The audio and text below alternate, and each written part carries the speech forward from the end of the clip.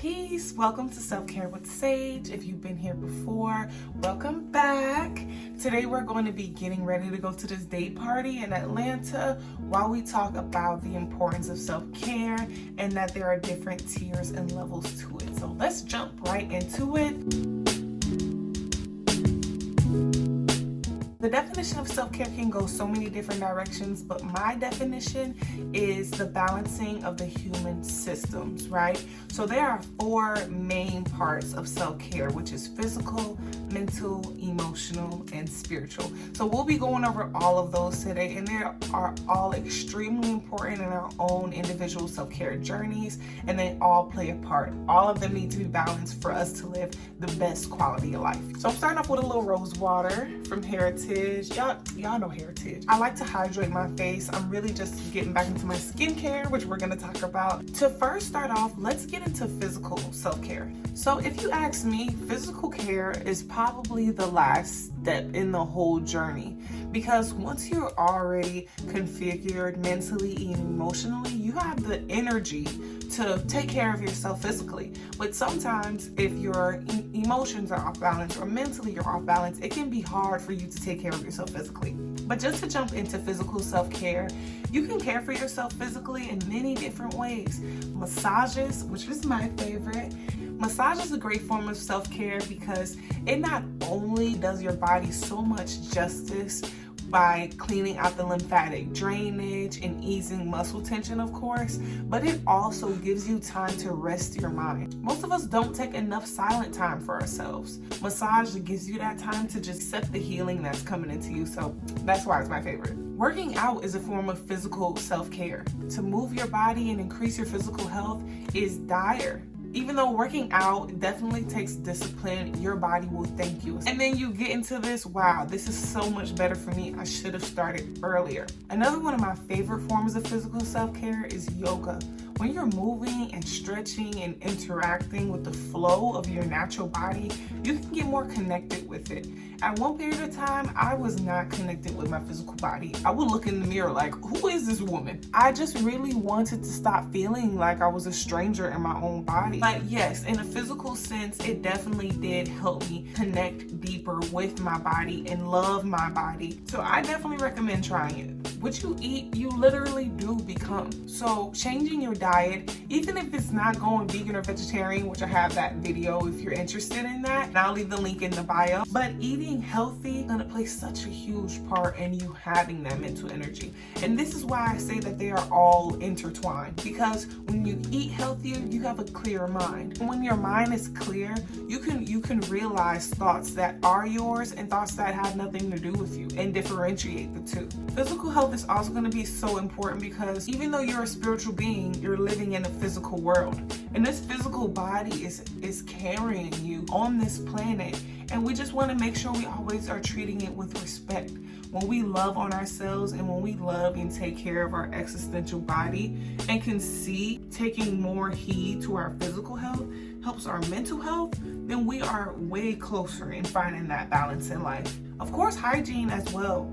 And that could be skincare routines. That could be reproductive health routines, which I have another video. Y'all know this is Self-Care with Sage. So most of the things that I'm talking about today, I've also went over in other videos in a way more detailed manner. But yeah, physical health is extremely important. But the next categories we go over are gonna help us construct that self-confidence, gonna help us construct that mind and emotional ways of being so that taking care of ourselves physically just comes as second nature.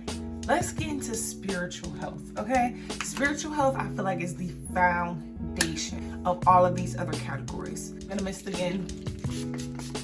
I always want to just be keeping it glowy. Yeah, I have this matte foundation, but I do like a dewy look. So, you know, you get the long-lasting full coverage from the NARS, and then you can go ahead and pop it with a little bit of Rosewater. Once you've gotten able to connect with yourself on a way deeper level, not just connecting with your thoughts, but I'm talking spirit. I'm talking about unexplainable connection to this fire that is dwelling within you, to the very thing that is giving you life. And it isn't just your organs. We're going in with Laura Mercier under the eyes, and then I'm going to do a little side contour. Period. Spiritual self-care can be seen as meditation. Like I talked about, that mind silence, you're going to want to have a period of time where you're not taking in outer sensory information of the world. When I talk about meditation, I'm talking about having control over those thoughts. During the time that we live in, even though people are getting more back into connectivity with themselves, how truly disconnected we were not too long ago. So I can really understand why some people have a hard time connecting with their spiritual selves, but meditation is going to be a direct outlet. It's going to be a muscle that you're going to have to continue to work out. The first time you sit there and begin your meditation process, you're going to be like, there's nothing happening. But you're not going to see the progress the first day. But give it about 2 weeks, give it about a month, and watch how much more connected and how much more present you are in your daily life. You sitting with the universe is you connecting back with everything that you are, and you're seeing things for what they really are. Energy cleansing is definitely also going to be ways that you're going to be able to tap into your spiritual self-care. And this can be as far as getting Reikis, sound healing, also smudging, sage, cleaning an energy field so that you can wash away anything that does not belong to you. We pick up energy on a daily basis because we are energy beings. But having that connectivity will help you understand that you don't have to carry energies and how to get rid of energies that don't belong to you so you can feel a more lighter you. Creativity is from spirit. Your gifts, your natural born gifts, whether you're a singer or a dancer or an artist, are all coming from the spiritual plane.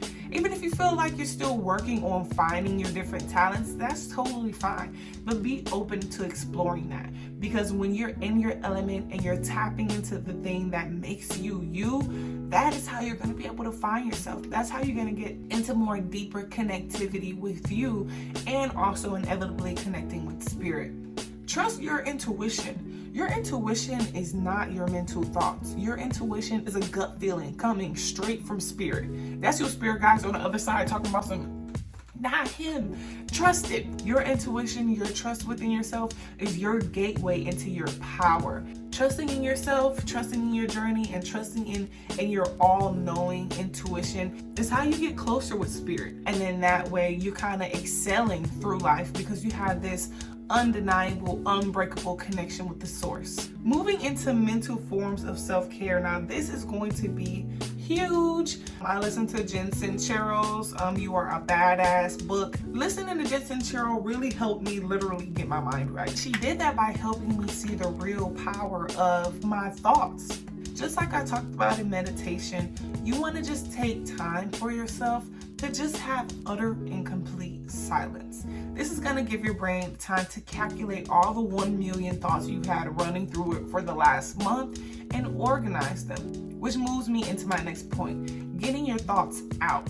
Sometimes we're just thinking and we're never finding a safe place for these thoughts to be put outward so that they're not clouding and conquering our minds all the time. A safe way to do that, which I personally love, is journaling. I have a little journal, and it's kind of like, having a diary when you were younger, but as an adult, which I feel like is essential. Girl, go ahead and get you a diary. Sometimes I don't even know what I'm about to write before I start, and I just start writing, and what I have at the end is like, wow, that's what I was really carrying inside of me. And it's just beautiful to have that space to just release. This one is huge for the day and age that we live in. It is extremely important for us to be very conscious of the social material that we're taking in on a daily basis. Like 4 years ago, I flushed my whole Instagram page, and I only had things that were uplifting on there, events, and friends that I actually liked looking at their content. And we have to do this in our daily life, whether it's cutting people off, being aware of what you're watching on social media, and also, what you're taking in when you're watching TV, because that really all does affect you. The mind is such a brilliant tool, but when it's not fed correctly, it can turn into a tool that is used against you. So you want to just be extremely mindful and intentional with all the things that you're taking in on a daily basis. We can't leave out therapy. Mental self-care done with a professional is such a beautiful thing. Going to therapy and talking it out with someone and having them help you analyze where these thoughts might be coming from and how they're affecting you now in your daily life is imperative. Just to have a non-biased professional give you advice on what the next step might be to take for you in your journey, or to just listen to you and help you clear up some things that have been on your mind to help you live a better quality of life. Lastly, for the mental health part, I'm just going to reverse back all the way to physical health a little bit and talk about how imperative diet is also to the mind. What you eat, you literally become on a mental level as well, and some foods are going to cloud your mental a little more. I'm not saying don't enjoy greasy foods at all. I'm just saying do it in moderation. Think about when you're eating certain things, how they make your brain feel afterwards. You still feel mentally clear, because what you put into your body directly goes into your mind as well. So just keep that in mind. One of my very, very, very favorite forms of mental self-care is laughter. I freaking love comedy. I think I'm a comic. Anybody? If you're in a place feeling down or overwhelmed, watch some comedy. Call your friend that's always joking and can't take anything serious, and just get a laugh out of life. Learn to laugh from certain things, even if the situations weren't ideal, and I promise you your outlook will change tremendously. So of course I saved the best for last. Oh, emotions, how we never know what the hell you're about to do. I've just gotten into this book by Eckhart Tolle, and it's called The Power of Now. In that book, he talks about how humans differentiate the mind and the emotions, and how they're evidently one and the same. Crazy, right? Yes. He explains it as a physical reaction to your mental thoughts. So if we're happy, we'll smile. If we're mad, we'll frown. If we're excited, we might jump around. If we're sad, we're going to cry. And hearing that just put it in a whole different other perspective. But we're still going to treat it as an individual entity, just to touch bases on the things that you can do to improve your emotional self-care routines. Positive affirmations. I know that there are probably a gajillion videos on YouTube talking about positive affirmations, and you're probably tired of hearing it, but everybody's saying it for a reason. Positive affirmations are going to help your emotional/mental health increase. When you're giving yourself that extra push and that extra positivity in your life, you are going to, over time, experience a better quality of life. This is going to be a big one, but get connected with the subconscious root of your emotions. Everyone has different triggers. Everyone is different. Some people are more sensitive. Some people are hard as a rock, and it's hard to get into their emotions, even for themselves. But get to the subconscious root. Silence your mind so you can hear those thoughts. So you can really and truly ask yourself, why do I act the way that I act? Why does this certain thing make me sad? Why does a certain thing that makes most people sad make me happy? Tapping into why you act the way that you act and really asking yourself that question, because only you know, is going to help you get better control over your emotions. Emotional fasting is huge. This can be celibacy. This could be taking breaks from relationships, whether they're friends or significant others or family. Whatever is going to help you kind of get some of that time with yourself, so you can figure out, okay, when it's time for me to get back out there, this is how I'm going to retarget my emotions, so I know that I'm the one in control of them. Y'all, I just realized I ain't got no lashes. I'm gonna have to go to the beauty spot and get lashes to complete this look. But now that we touched base on all the main different aspects of self-care, I challenge you to work on one at a time. And remember that all journeys are customized. Your journey is not going to be like the self-care influencer journey on YouTube or Instagram. Your journey is going to be specifically personalized to your lifestyle and the things that you need to conquer and overcome in your life. Enjoy the journey. You're going to be unbecoming everything you used to be, even some of the most beautiful parts, to forge into something even better. Trust that.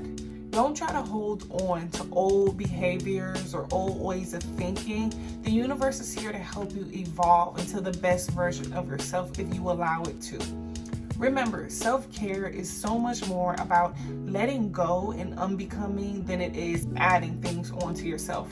You already have everything that you need to become the best version of yourself and to live the best life that you very much so deserve.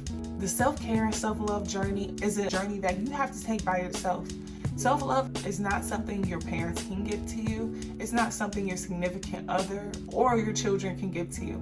It's only cultivated by your own happiness, by your own beliefs in self, by your own trust within yourself. No one knows you better than you. No one can love on you better than you. And remember, your journey is going to take time. So remember to be patient with yourself.